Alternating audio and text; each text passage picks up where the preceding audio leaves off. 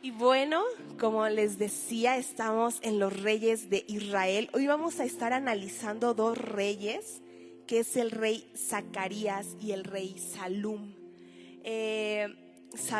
Conocemos que Israel se divide en dos. Por Jeroboam primero divide el reino del norte, el reino del sur. Reino del norte, que es Israel; reino del sur, que es Judá. Entonces vamos a comenzar a leer en el segundo libro de Reyes, en el capítulo 14, en el versículo 29.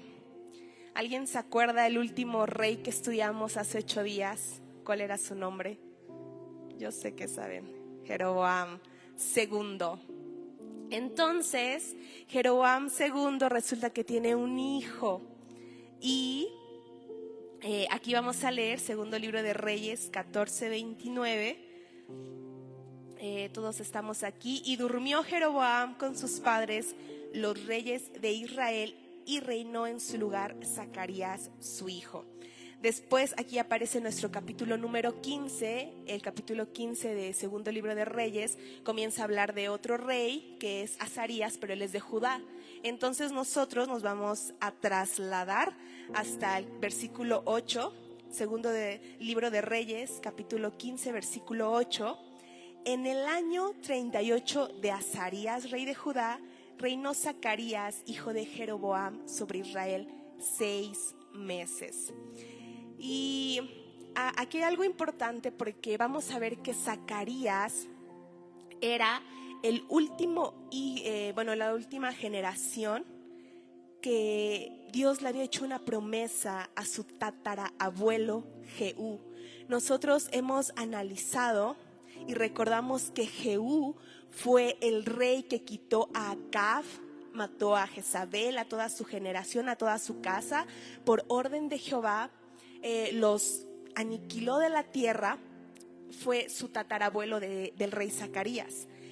Y Jehú, a pesar de que él no tenía mucho renombre al inicio, cuando estaba en tiempos de Acab, Dios lo utilizó para cumplir su voluntad. Recibe una instrucción de parte de Dios. Obviamente el profeta Eliseo manda a un profeta para que envíe esta orden a Jehú. Y saco todo esto porque la historia nos los va a volver a recordar ahorita. Pero a pesar de que Jehú, su tatarabuelo del rey Zacarías, quien hoy vamos a analizar, obedeció, pero no como se le había ordenado. Y sabemos que la obediencia a medias es desobediencia. Jehú mató a toda la casa de Acab por el pecado, porque Acab era un hombre perverso. Pero Jehú reservó los becerros de oro que Jeroboam I, quien dividió el reino, había construido. Vemos aquí la necesidad del hombre siempre querer tener algo que adorar, alguien a quien adorar. La idolatría, mencionamos que no solamente son unos objetos a los que tú te puedas inclinar. La idolatría es todo lo que hay en nuestro corazón que le está robando la gloria a Dios. Puede ser una persona, puede ser un trabajo, puede ser el dinero. Todo lo que queremos colocar en lugar de Dios, eso es la idolatría.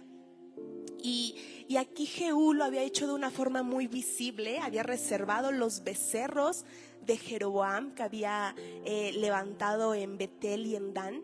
Entonces obviamente Jehová se molesta con Jehú. Hay una sentencia. También es removido del reino, como lo analizábamos. Pero aquí nos menciona la Biblia, en lo que leímos, segundo libro de Reyes 15:8, que en el año 38 de Azarías, rey de Judá. La Biblia narra a la par los reyes de Judá y los reyes de Israel. Y si nosotros comparáramos la conducta del rey de Israel con el rey de Judá, nos muestra que cuando alguien hace la voluntad de Dios es bendecido. Aquí Azarías estaba en su año número 38. O sea, este rey ya llevaba 38 años en el trono.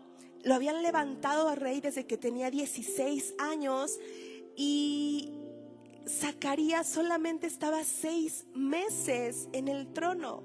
O sea, es totalmente una diferencia incomparable, porque cuando se hace lo malo ante los ojos de Jehová, Dios no puede tolerar el pecado. Dios lo resiste y tiene en corto tiempo sobre la tierra. Sabemos y muchas veces conocemos que el primer mandamiento con promesa es obedecer a nuestros padres para que seamos de larga vida sobre la tierra. Pero nosotros también, como hijos de Dios, tenemos a un Padre a quien tenemos que honrar. Y la honra significa un respeto, una reverencia. O sea, cuando fijamos un valor sobre Dios, y en tu vida Dios tiene ese valor de gran importancia, que no tienes miedo porque alguien más te va a regañar, porque cómo me van a criticar. No, tu reverencia es hacia Dios. Entonces de ahí parten todas las cosas, porque si nosotros ponemos a Dios en un lugar de honra, todo lo demás en nuestra vida va a comenzar a fluir. Zacarías reinó solamente 6 meses y después de ello vamos a ver que lo asesinan, y su tiempo se redujo aquí en la tierra porque no honró a Dios. Sabemos que nuestra vida está en manos de Dios. Él es el que determina el tiempo que estamos aquí.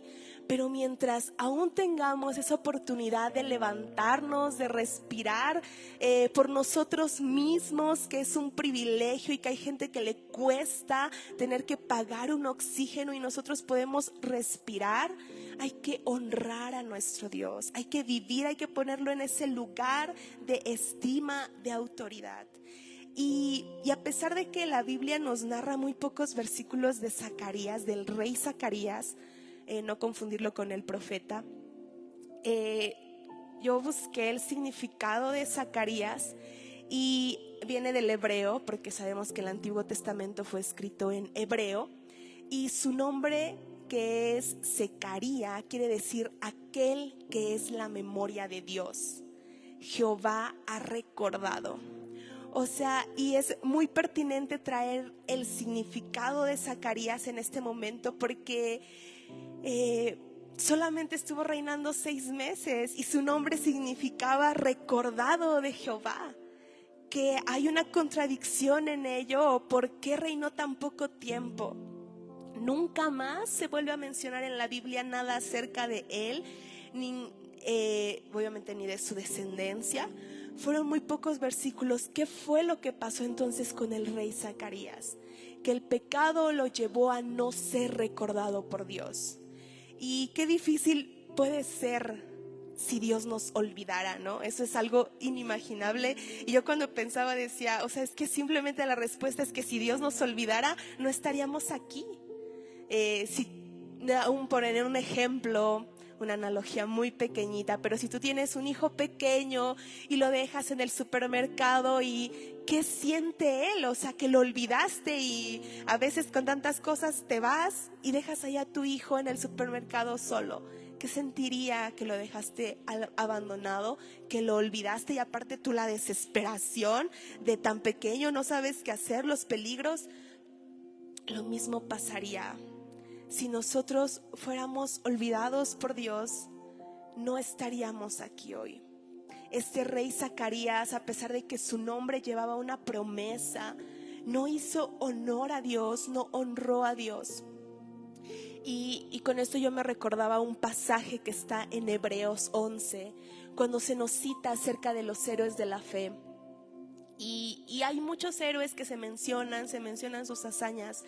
Pero del versículo 13 al versículo 16 de Hebreos 11, aquí el escritor nos menciona que hay muchos que murieron sin haber recibido lo que se les había prometido. Nos estaba hablando de Sara, de Abraham. Ellos fallecieron y la promesa que se les había hecho no la vieron. Pero en el versículo 16, Jehová, nuestro Dios, resalta algo y les dice: por lo cual Dios no se avergüenza de llamarse Dios de ellos. O sea, en otras palabras, es como si la Biblia estuviera diciendo: Dios está orgulloso de decir que es el Dios en el que ellos creyeron. Y eso nos debe a nosotros desafiar y pensar, Dios está orgulloso de que yo sea su hijo, de que yo diga, Él es el Dios en el que yo creo, Él es el Dios en el que he depositado mi esperanza. Nosotros tenemos que guardar esa intención en nuestro corazón de decir, Dios, tenme en memoria. O sea, no te olvides de mí. Recuérdame que cuando me veas, no te avergüences de decir que eres mi Dios. Y más a nosotros nos pesa porque como cristianos, y no es como que mejor lo oculto porque mis acciones van a reflejar que no soy hijo de Dios. Pero cuando nosotros somos portadores de ese nombre, de decir, yo creo en Cristo Jesús, yo entrego mi vida a Él, es una asignación tan grande porque nosotros nos damos cuenta que todo gira en torno a Él, que tenemos a un Dios soberano, a un Dios eterno, y que aquí Zacarías nada tenía que ver con su nombre, estaba deshonrando el nombre de Dios. Y otra cuestión también de este rey Zacarías es que su padre Jeroboam II estuvo 41 años en el trono. También fue mucho tiempo. Solamente Jeroboam primero hizo una cosa buena en el reino de Israel, que volvió a reconstruir los límites. Pero no fue por su esfuerzo de Jeroboam, de su papá, que estuvo 41 años, sino porque Dios lo estableció. Y eso nos puede poner a pensar que tal vez Zacarías observó el mal ejemplo de su papá Jeroboam y dijo, bueno, si Dios permitió que mi papá reinara 41 años, hizo lo malo, pues entonces yo voy a seguir haciendo lo malo.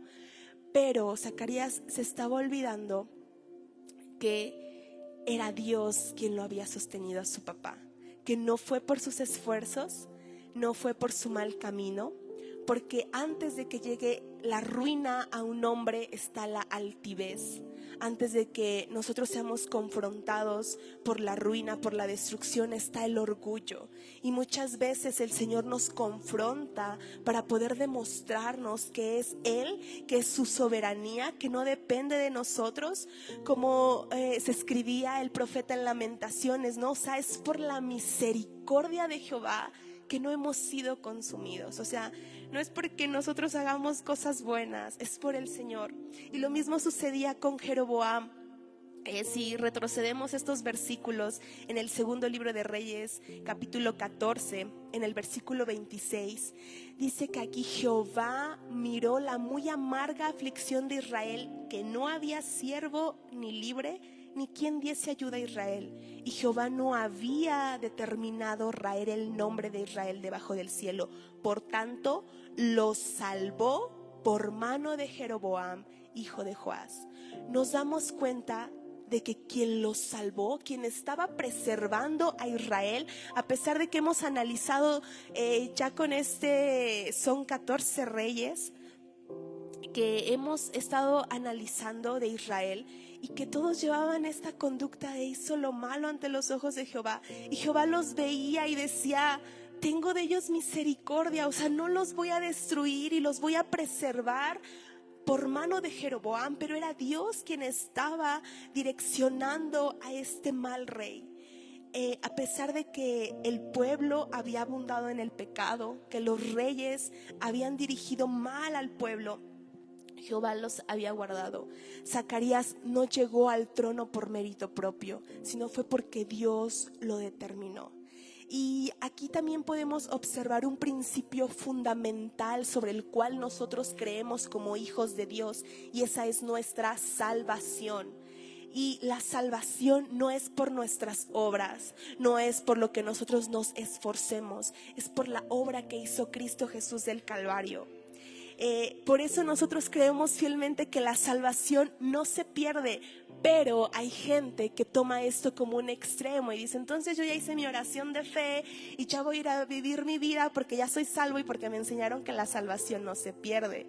Si tú de verdad eres salvo, vas a valorar esa salvación. Vamos a dar evidencia que somos hijos de Dios. No vas a volver de donde Dios te sacó. El hijo pródigo regresó humillado. Nosotros, si somos salvos, ahora vamos a hacer buenas obras, no para ganarme el cielo, sino porque ya tengo esa oportunidad. Ahora voy a decir gracias, Señor. No voy a vivir, ni voy a actuar, ni obedecer a Dios por miedo. Lo voy a obedecer por gratitud. Esa es una gran esperanza que tenemos. Y aquí se estaba revelando. Israel no estaba haciendo nada, al contrario, todo lo estaba haciendo mal. Y Dios los estaba preservando. Es por la obra de Cristo Jesús. Todo el Antiguo Testamento, todo el Nuevo Testamento, toda la Biblia nos tiene que apuntar hacia Jesucristo. Si nosotros recibimos otra enseñanza que te mueva de esa esperanza, de que ya no creen en el Padre, que no creen en el Espíritu Santo, entonces esa enseñanza es falsa. Porque toda la Escritura nos habla de la Trinidad de Dios, de la soberanía de la sola Escritura, de lo que Dios hizo a través de su Hijo Jesucristo. Y eso es lo que nosotros creemos, tener doctrinas básicas, bíblicas, firmes en el Señor, que entendamos lo que Dios quiere para nosotros. No había nada bueno en nuestra vida. Nosotros lo analizábamos en esta serie que terminamos de las doctrinas bíblicas del cristianismo, que si no las vieron, está nuevamente en el canal de YouTube de Iglesia Emanuel Ocho Cedros. Y ahí vemos que la doctrina de la depravación total del hombre nos hablaba. Nos podemos dar cuenta que, como estaba ocurriendo aquí, trataban de hacer lo mejor delante del Señor, pero también estaba Israel, que hacía lo malo delante de los ojos de Jehová. Entonces, la importancia de un buen liderazgo, la importancia de orar por nuestros líderes, eso debe de estar acompañado, no solamente de decir, sí voy a orar pues por los líderes que tengo en la iglesia, por ejemplo en el caso, ¿no?, que tenemos nuestros papás, sino también ahí tiene que ir inmiscuido el anhelo de obedecer. Porque nosotros a lo mejor podemos recibir una palabra fresca, ¿no? Y como iglesia aquí trabajar, ¿no?, para ofrecer siempre un mensaje, un sermón nuevo, fresco para la congregación, hacer 1001 cosas, reinventar la rueda y hacer 1000 métodos y vamos a hacer acá y esto y el otro. Pero si nosotros como iglesia no preparamos nuestro corazón para el Señor, no estamos poniendo esa responsabilidad, no solamente de orar por nuestros líderes, sino obedecer lo que se nos está instruyendo, nada de lo que recibamos va a cobrar sentido en nuestra vida. Hay una gran oportunidad que nosotros tenemos de atender la palabra de Dios, de congregarnos. Yo jamás le quito el punto a congregarnos de forma pacífica. En la semana estábamos escuchando el testimonio de un hermano que está en China y que decía, o sea, él se rompía el corazón, dice, no puedo creer lo que le cuesta a la iglesia congregarse. O sea, ellos se tuvieron que trasladar 13 horas para llegar a la iglesia. Dice, si en mi iglesia en América el hermano tiene que conducir más de 40 minutos, no va a ir a la iglesia. Dice, pero ustedes viajaron 13 horas para estar sentados en el piso y escuchar la palabra de Dios. Y nosotros a lo mejor dices, pues eso está ocurriendo en China, no está muy lejos de aquí. Nosotros teníamos un grupo de estudio, una misión, y en la semana nos estamos enterando de esto que ocurrió acá por el volcán. El Rincón de Tarasquillo. Ya no se puede ir, obviamente, por la delincuencia organizada. Ya no pueden llegar para ir a compartir el evangelio. Y eso nos debe de desafiar a nosotros, iglesia, a decir, wow, Señor, o sea, yo tengo el privilegio de poder entrar. No estamos vendiendo allá en la entrada boletos VIP para decirles, a ver, ¿quién se quiere sentar enfrente? No, las puertas están abiertas. Tú llegas aquí a la casa de Dios, tú te gozas y puedes adorar al Señor. Nos podemos sentar, podemos escuchar su palabra. Nosotros debemos de seguir el ejemplo de nuestro Maestro perfecto. Aquí nuestro líder ideal, nuestro líder perfecto en la casa, en el trabajo, en la congregación, en donde quiera que estés, es Jesucristo. Él es el modelo de un líder perfecto, el modelo de un líder ideal. Y Zacarías no estaba imitando, no estaba dando un buen ejemplo al pueblo de Israel. Él estaba haciendo lo perverso, lo malo, y evidentemente llevó al pueblo a hacer lo mismo. Aquí vemos que en todo esto, esos 2 versículos que apenas llevamos leídos acerca de Zacarías, en el versículo número 10 vamos a continuar leyendo, segundo libro de Reyes, capítulo 15, versículo 10, dice: contra él conspiró Salum, hijo de Jabes, y lo hirió en presencia de su pueblo y lo mató y reinó en su lugar. Estos reyes fueron asesinados por su maldad. Dios permitió, aunque no lo mandó, permitió que un hombre desconocido se levantara para humillar al rey Zacarías. En la voluntad permisiva de Dios, que él no lo mandó, pero permitió que actuara Salum.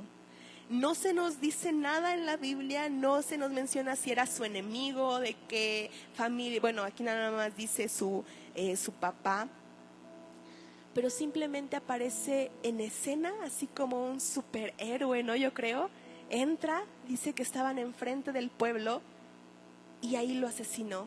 O sea, lo humilló frente a todo el pueblo, delante del mismo pueblo que se había dejado llevar por el pecado de ese hombre. Y siempre que un hombre quiera hacerse sentir autosuficiente, viene Dios y les recuerda: sabes que estás aquí por mí. Esto nos trae a la memoria cuando Nabucodonosor quería creerse soberano y decir: sí, yo estoy aquí oprimiendo al pueblo de Israel, y Jehová lo volvió loco y demente y lo mandó como una bestia, porque él quiso creerse autosuficiente.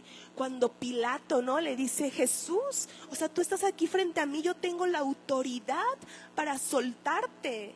Y Jesús le dice: oye, Pilato, no se te olvide, pero tú no tendrías ninguna autoridad que no te fuera dada por mi Padre. Pablo, incluso el apóstol Pablo, ¿no?, que pensáramos: no, hombre, es un super ungido del Señor, por adelantado se le envió un aguijón en su carne para que no se enalteciera. Entonces el Señor no preserva a la altivez de corazón, sino que a este hombre dice que lo humilló. Lo asesinaron, no nos menciona la forma, simplemente su vida terminó. Y continuamos leyendo, segundo libro de Reyes 15:11, los demás hechos de Zacarías, he aquí que están escritos en el libro de las crónicas de los reyes de Israel. Y esta fue la palabra de Jehová que había hablado a Jehú, diciendo: tus hijos hasta la 4ª generación se sentarán en el trono de Israel. Y fue así. Sus hechos de Zacarías no están en el libro de las crónicas. Aquí dice que están en el libro de las crónicas de los reyes de Israel, pero en la Biblia ya no se vuelve a hacer mención de él. Termina su relato con la promesa que Jehová le había hecho a su tatarabuelo Jehú. O sea, a pesar de que era un hombre malo, Dios dice: tengo una promesa con tu tatarabuelo. ¿Y cuál fue esa promesa? Esa promesa la podemos ver en el segundo libro de Reyes, en el capítulo 10, versículo 30.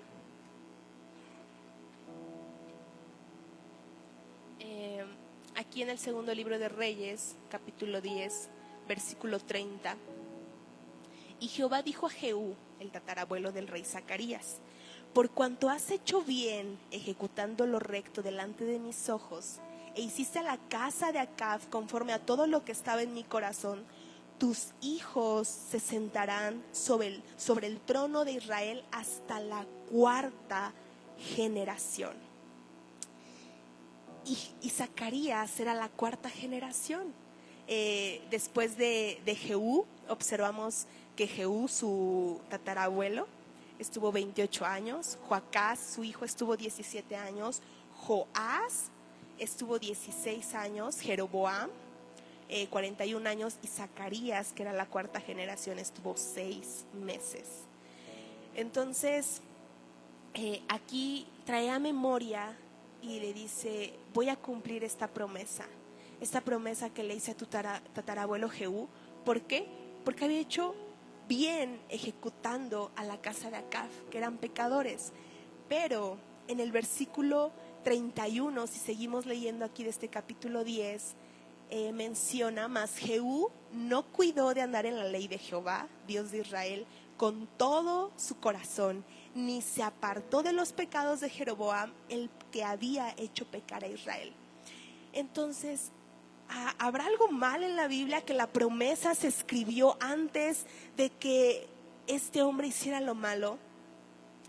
Nada de eso. Dios sabía lo que había en el corazón de Jehú. Dios sabía que Jehú iba a pecar, y aún así dictó una promesa, no solamente sobre él, 4 generaciones le dictó esa promesa. Tal vez en la misericordia de Dios estaba que se arrepintieran, que dijo: bueno, puede ser que su hijo haga lo malo, pero el nieto puede hacer lo bueno. Bueno, si el nieto se equivoca, el bisnieto; si el bisnieto se equivoca, el tataranieto. Y no, todos se equivocaron, y cumple la promesa el Señor, la profecía hasta la 4ª generación, y Dios lo sacó de inmediato. O sea, de decir: Señor, ya estoy harto de esto. Y Dios tiene memoria. Dios tiene memoria de las promesas que ha hecho. Aquí era una promesa para bendición, pero ellos no la quisieron aceptar. Tú y yo tenemos promesas como hijos de Dios, y a veces dices: ay, sí, mis promesas. Pero cuando entendemos, cuando analizamos las escrituras, decimos: Señor, ¿qué promesa tienes escrita para mí en este salmo que hoy leí? ¿Qué promesa hay en este capítulo 1 que leí de Juan hoy y que estoy llevando mi lectura constante? Encuentra las promesas de Dios. Una de las promesas que tenemos es que nada ni nadie nos puede arrebatar de su mano.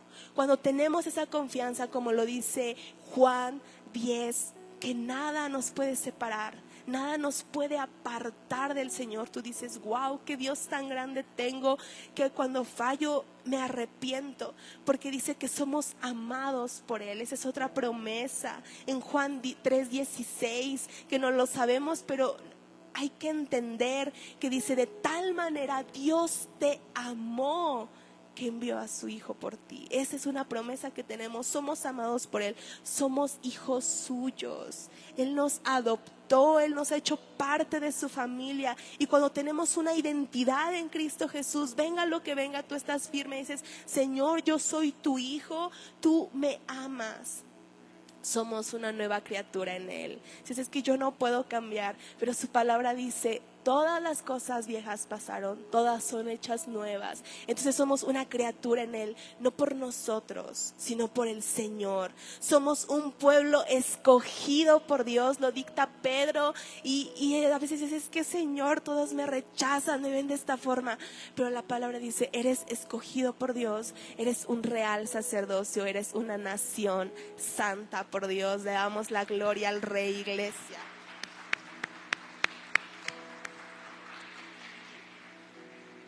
Y por eso, cuando vemos que hay hombres justos que deciden creerle a Dios, evidentemente la bendición de Dios no va a ser temporal. Su bendición no va a ser por 4 generaciones, ni por 10, ni por 20. Va a ser permanente.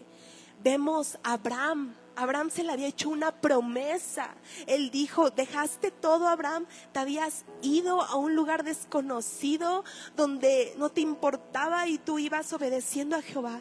Y Dios le dice: ¿sabes qué? Voy a hacer de ti una grande nación y voy a bendecir a todos los que te bendigan. Voy a maldecir a los que te maldigan. Por eso en nuestra boca hay también palabra de bendición para la gente. Y Dios le hablaba a Abraham y le decía: voy a engrandecer tu nombre y en ti voy a bendecir a todas las familias de la tierra. No le estaba diciendo solamente a Isaac, solamente a tus nietos, solamente a tus bisnietos. Le estaba dando una promesa permanente. Porque Él había puesto a Dios en primer lugar. Si nosotros somos fieles al Señor, si nosotros lo obedecemos, si lo honramos, tenemos que pedir que esa bendición alcance a nuestras generaciones. No solamente que se corte nuestros nietos, sino en las generaciones que aún no conoces, que no vas a conocer, pero tú entrégalos al Señor. Y Señor Padre, ya a lo mejor muchos ya han conocido a sus hijos, a sus nietos, a sus bisnietos, pero ahora di, Señor, y por todas nuestras generaciones, que nuestro nombre, aunque sea olvidado, pero que jamás se olviden de ti, que esa semilla se siga difundiendo. Y Zacarías se había apartado, se había alejado del Señor, y por eso esta promesa hacia su tatarabuelo Jehú pues había cumplido, y se cumplió muy rápido en él. Y aparece ahora el rey Salum, muere obviamente el rey Zacarías asesinado por Salum, y vemos el contraste otra vez en este rey Salum, ¿no? Que dice en el versículo 13, segundo libro de Reyes 15:13, Salum, hijo de Jabes, comenzó a reinar en el año 39 de Usías, rey de Judá, y reinó un mes. O sea, este estuvo peor, ¿no? Aquí vemos que Usías estaba en su año 39, o sea, estaba en su apogeo, y el otro nada más estuvo un mes. Y no hay nada registrado de Salum, solamente que viene de Jabes en la Biblia, pero ni de su familia, nada hay de él, y también así se queda, o sea, ya no se escribe nada más de él. Pero Dios cumplió el propósito que tenía. La maldad de Zacarías había llegado hasta el cielo, por eso no le permitió mucho tiempo como rey, y Salum obviamente también era perverso. Fue uno del segundo reinado más corto que tuvo Israel, y quizás Salum estuvo ideando, ¿no?, mucho tiempo cómo asesinar a Zacarías, cómo darle en el momento ideal, cómo matarlo, y se tardó, yo creo que más en planear su asesinato que en lo que Salum duró en el reino, ¿no? Por eso cuando nosotros hagamos las cosas siempre debe de ser de acuerdo a la voluntad de Dios. El hecho de que Dios lo haya permitido no quiere decir que Dios lo haya enviado. Hay cosas que a veces Dios puede permitir en nuestras vidas, pero no quiere decir que Él las haya enviado. Entonces, hay que decirle, Señor, alíñame a tu voluntad. ¿Cuál es la indicación que tienes para mí en esto? A veces hay que tomar decisiones apresuradas, pero decir, Señor, si esto es tu voluntad, entonces lo voy a hacer y permite que prospere, pero guárdame, guarda mi familia, guarda lo que voy a hacer, guarda mi corazón, mis pensamientos. La indicación hacia Josué, cuando él iba a tomar ya el liderazgo del pueblo, él se sentía pequeño, tenía un grande líder que había sido Moisés, pero Jehová le dice, la palabra de Dios jamás se va a apartar de tu boca. O sea, solo así vas a poder hacer prosperar tu camino. Dice, guarda todo lo que está escrito en este libro y entonces todo te va a salir bien. Esa fue la promesa. A veces, aunque nosotros en nuestra perspectiva las cosas no se vean bien, pero si fuimos obedientes a la palabra de Dios, entonces va a haber bendición, porque aquí estaba escrito en la palabra de Dios. Y dijiste, Señor, a lo mejor en mi trabajo me costó decir no al pecado, pero el Señor te va a decir, dijiste sí a mí. Entonces Dios lo va a honrar, iglesia. Y aquí observamos que Salum dijo que yo voy a asesinar a Zacarías, es malo, entonces yo lo voy a quitar, ¿no?, del trono. No había sido una dirección como Jehú, que aunque Jehú fue malo, había recibido la dirección de parte de Dios.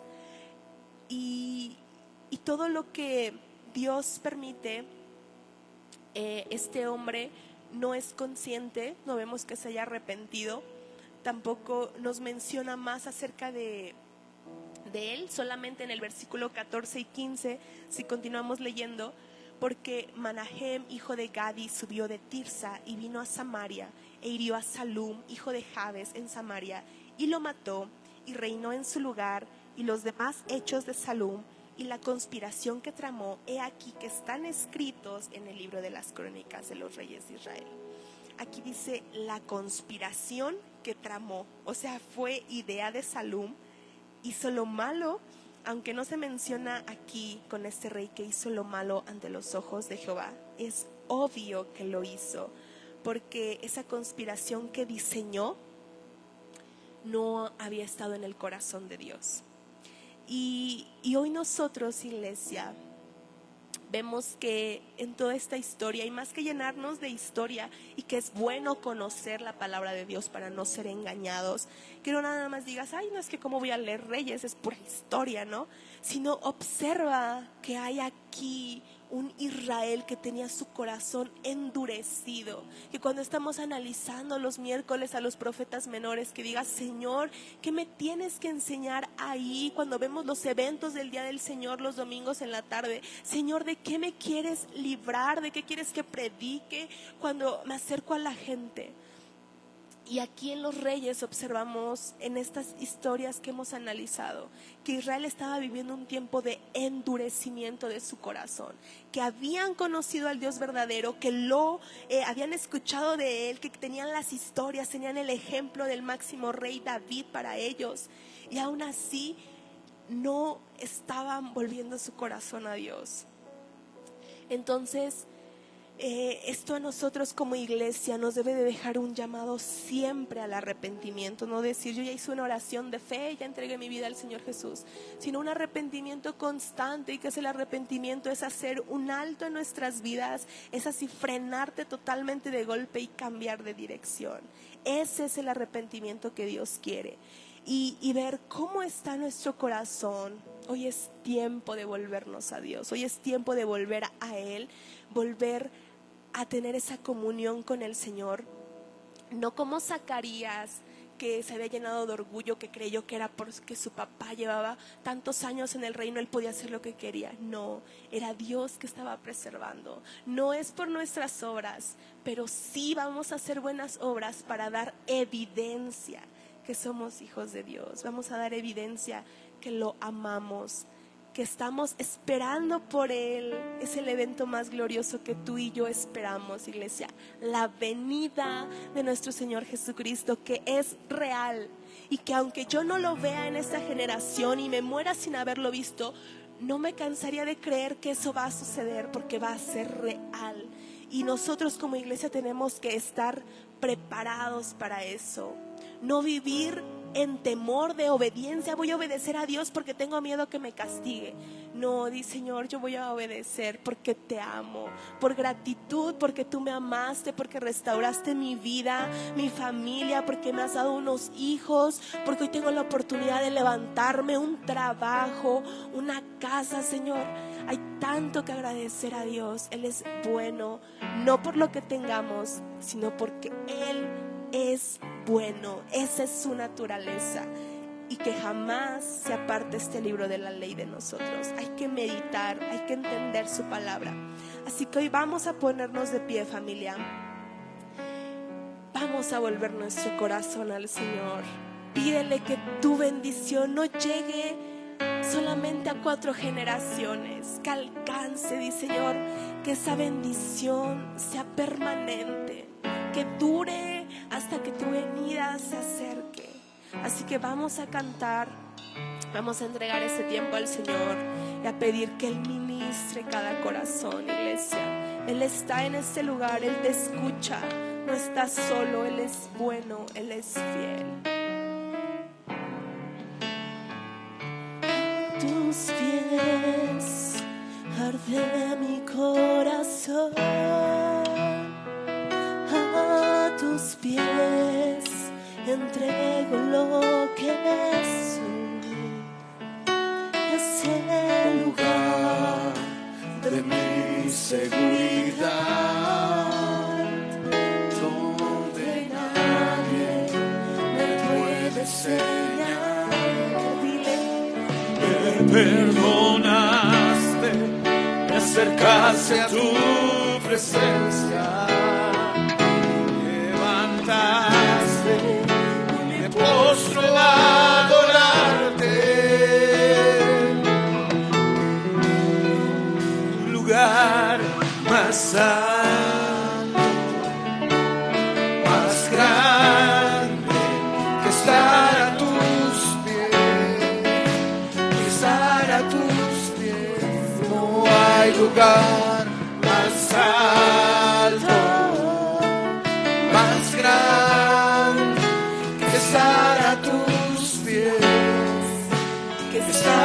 tus pies. Y aquí permaneceré, postrado a tus pies. Y aquí permaneceré a los pies de Cristo.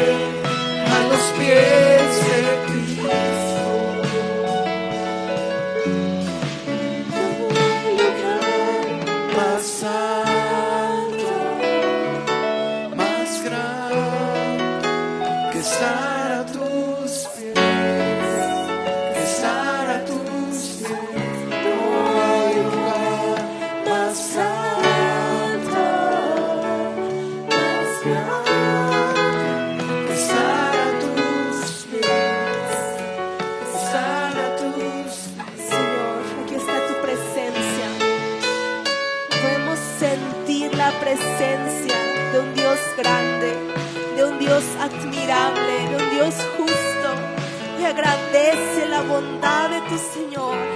Dice su palabra: por su misericordia no hemos sido consumidos. Señor, hoy reconocemos que no es por nuestras fuerzas, no es por nuestros méritos, no es por nuestros métodos, es por ti, Señor, que no hemos sido consumidos. Porque aún hay promesa para tu iglesia, aún hay promesa para tu pueblo, aún hay esperanza, Señor, para los que confiamos en ti. Hoy te pedimos perdón por nuestros pecados, Señor. Perdona nuestras ofensas, todo lo que nos ha apartado de tu presencia. Perdónanos, Señor, que nada nos haga volver atrás, que tengamos en gran estima la salvación tan grande que nos has obsequiado al enviar a tu Hijo por amor a nosotros, Señor. Que ahora demos buenas obras, que nuestra vida sea una evidencia de ser hijos de Dios, no por miedo, sino por amor, por gratitud. Hoy, Señor, entregamos a nuestras generaciones por el Señor. Ahí entrega a tus generaciones. Señor, entrego a mis hijos, a mis nietos, a mis bisnietos, y que esta bendición se extienda, Señor, que no sea algo pequeño, sino que todas las generaciones venideras te conozcan. Gracias, Señor, porque tú nos has llamado, porque somos tus hijos. A ti sea la gloria, Señor.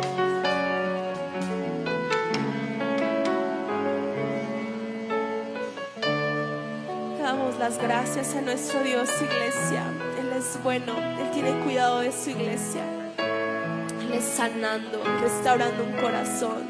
Si hoy venías herido, peleado, reconcíliate con el Señor. Él está aquí, Él te está esperando. Él puede cambiar cualquier diagnóstico en nuestra vida. Él es fiel, Él es justo. Señor, creemos en ti, confiamos en ti, Señor. Nuestra esperanza está en ti, Dios, y los que esperamos en ti no vamos a ser avergonzados, Padre. Gracias por tu iglesia. Llévanos en bendición. Honra, Señor, honralos, porque ellos han estado aquí el día de hoy honrándote. Ellos han venido, Señor, con su familia, tal vez solos, con tantas situaciones. Honra, Padre, que han destinado este tiempo para ti. Que nada nos robe tu palabra, que nada nos robe esta semilla, sino que dé fruto y que también la llevemos a sembrar a más personas. Gracias, Señor, por permitirnos congregarnos de una forma tranquila y pacífica. Oramos por nuestros hermanos que hoy no lo pueden hacer. Que seas tú, Señor Padre, enviando libertad a aquellos que hoy están oprimidos por predicar el evangelio. Ayúdalos, Señor. Gracias, Padre, por esta iglesia. Amamos y bendecimos a nuestra iglesia local, Emanuel, y te damos gracias por esta familia que has plantado en este lugar, Señor. Nos gozamos de tu presencia. A ti sea la gloria, en el nombre de Jesús. Amén, amén y amén. Le damos la gloria a nuestro Dios, iglesia.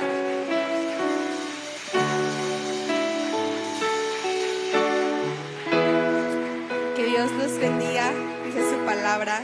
El Señor nos bendiga, nos guarde. Que Dios haga resplandecer su rostro sobre nosotros y nos dé paz. Que tengan una excelente tarde y bendiciones.